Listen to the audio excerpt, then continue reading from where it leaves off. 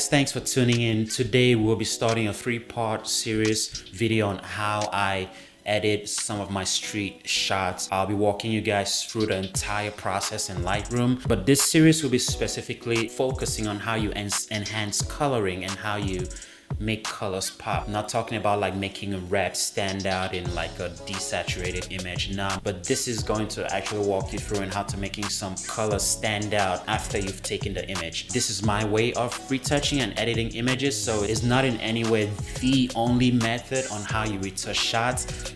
Every photographer has a style and a preference on how they shoot and how they retouch. This is my style, and I'm hoping that by walking you through my entire walkthrough of editing, you'll be able to see or pick up on 1 or 2 or 3 things that works for you. Let's jump right into it. So this is the first video. Hey, so we're gonna jump right into the first shot here. I took this picture in Queens.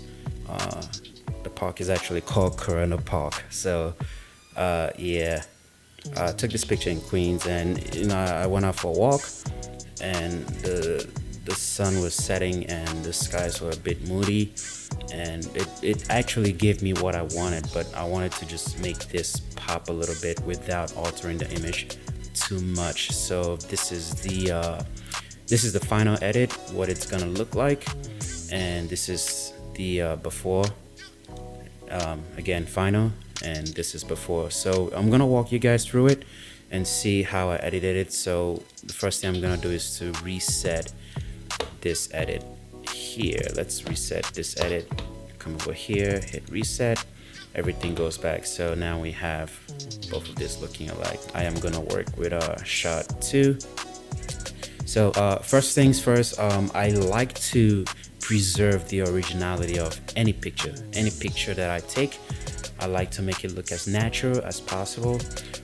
However, though, as a photographer, when you're taking a picture, you know what you're looking to see in the picture. So if you want the picture to look a little crispier, a little brighter, a little warmer, it's in your mind, right? When you're shooting, that's what you want to see.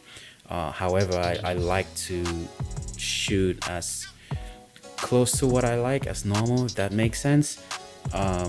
Before I come into retouching it, I try to not make too much edits to a picture.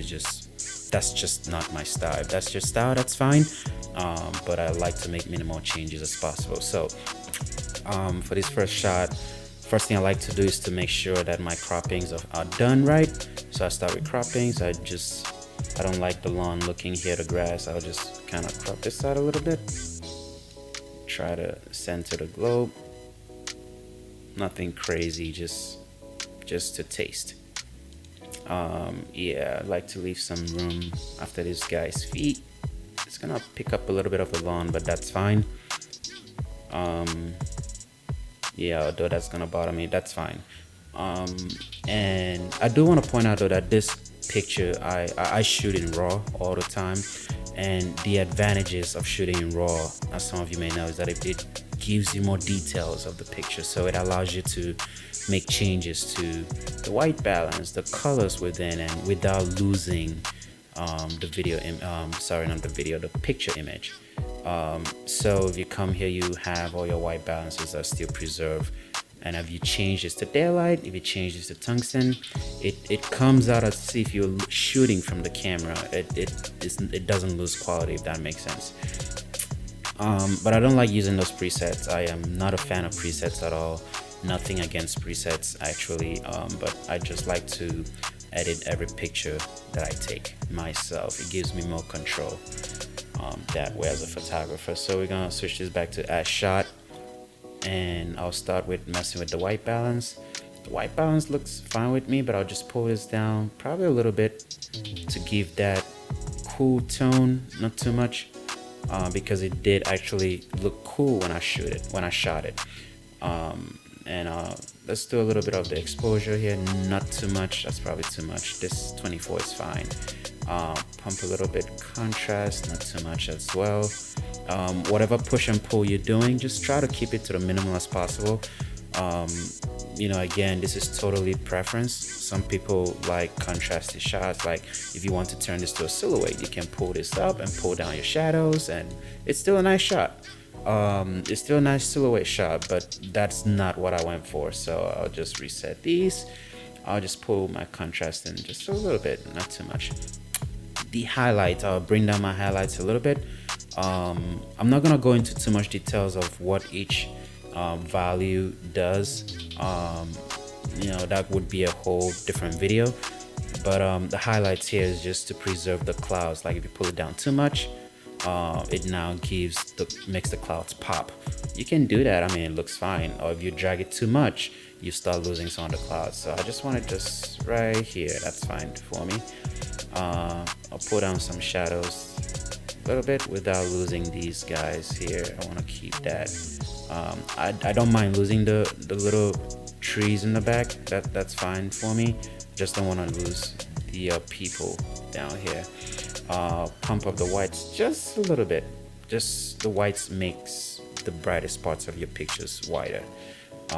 And the blacks, probably bring it down a tad, not too much. Okay, I think that's fine. I think I like that. Texture. Texture is a pretty neat tool that actually makes your photo sharper or a little or softer.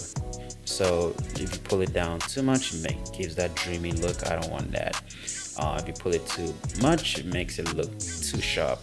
So I think I like it just here. What I like to do though is to pull down my texture a little bit low and pull up my clarity. Clarity makes it really tack sharp. And clarity, obviously, if you do that, very dreamy. But I like to kind of have this in the middle a little bit, just to keep that natural look, and I think I'm fine with that. The haze makes it a darker or brighter. It adds that highlight. I don't mess with this too much unless I really need to, but that's fine with me. We're gonna start up. Let's bring this back up, and I'm gonna go into coloring. I like to bring on my vibrance. The vibrance is similar to saturation. It just makes the colors pop a little bit, and saturation is the actual coloring. It increases the intensity of every color. So I like to bring on my vibrance just a little bit. It's getting a little too blue there, but we are gonna fix that in the colors. So now I'll just say this off the back. I don't like green for some reason. That greenish yellow, it's not just me, and for some reason whenever I see it in a picture, I tend to take it off or like turn it down a little bit. So just keep that in mind.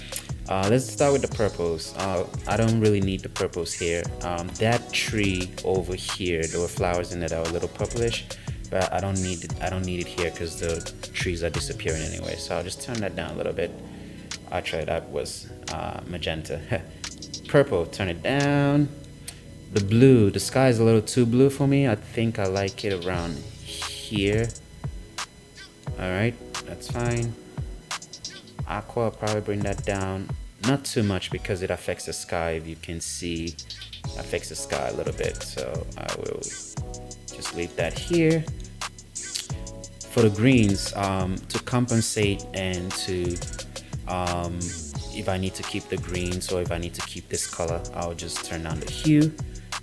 Bring it here to go towards yellowish a little bit, and I'll probably turn it down or turn it up. But I like this glow here on the globe, so I'm gonna bring that over here and I'll make that a little more yellow. Let's come over to the yellow here. I like my yellows looking towards orange a little bit. Think that's fine, and it just bring it up. I like this hint. I think I'll do something about this here. But it just kind of makes light look more natural. Light bulbs, I don't, not every light bulb is yellow. It's closer to like orange a little bit. Let's go into orange. I'll probably turn this up a little bit, and that's fine. I don't need to touch the reds. Maybe, don't need to touch it. Again, remember, you don't have to pull down every value. You don't have to pull up every value. You don't have to touch all these settings. It really depends on what your style is. So if we go back to the unedited shot, you can see we made some progress. It's getting close.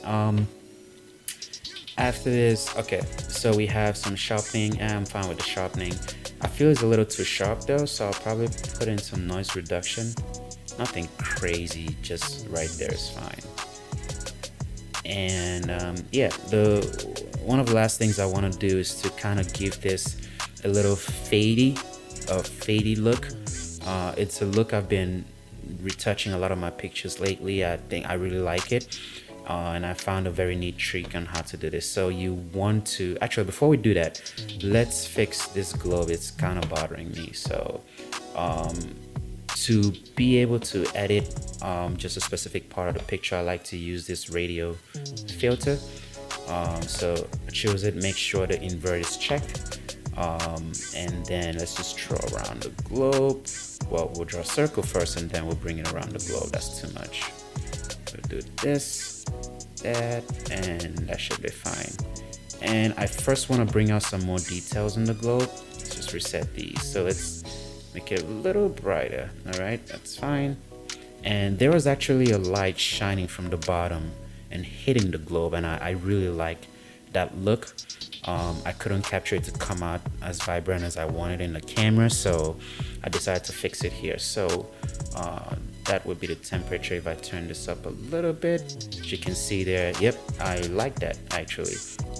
I like that. Again, I don't like altering my pictures too much, so just a little bit to bring out what I saw when I took the shot it's fine with me. I think I'll pump up the saturation on this radio filter a little bit and stick out the sharpness, stick out the blacks, and that's fine. Actually, let me pump up the shadows just a little bit. I don't want to lose the clouds behind the globe, so I'm gonna keep all my highlights kind of down, a little that, a little, just a little bit of everything. And if you see, if I move that around, and you see that's much better, much better. All right, one of the last things I want to do, like I was saying before, is to add a little fading effect to this. I do this by using the graduated filter, and I will pull down from the top. I'll draw a little bit, and this creates a filter over your image, and similar to the radio filter. And now you can retouch, you can adjust the settings on this filter. So with this, I'll return everything to 0. Now what you want to do to create that nice fade effect that you see with VSCO and, you know, all of these more contemporary looking pictures, what you want to do to create that effect is you want to bring down your shadows a little bit. This is why I didn't touch my shadows too much, because I knew I'll be touching it again. And you want to bring up your blacks a little bit. As you can see, it gives that nice look, that nice fading look. I really love this look. When I discovered this, I was like, oh wow, this is actually pretty cool. And don't want to do that too much also. And I think I want to touch the temp a little bit here on this filter. It just overall adds a little warmth all over the picture. So yeah, I think I'm satisfied with that. And yeah, so that's the shot. Again, I don't like touching too much. I probably want to bring up my shadows here just to bring up this bottom part of the globe. And I actually like this shot. I actually like this edit, and I'm satisfied with it. So yeah, once again, this is the before shot, and this is the after shot.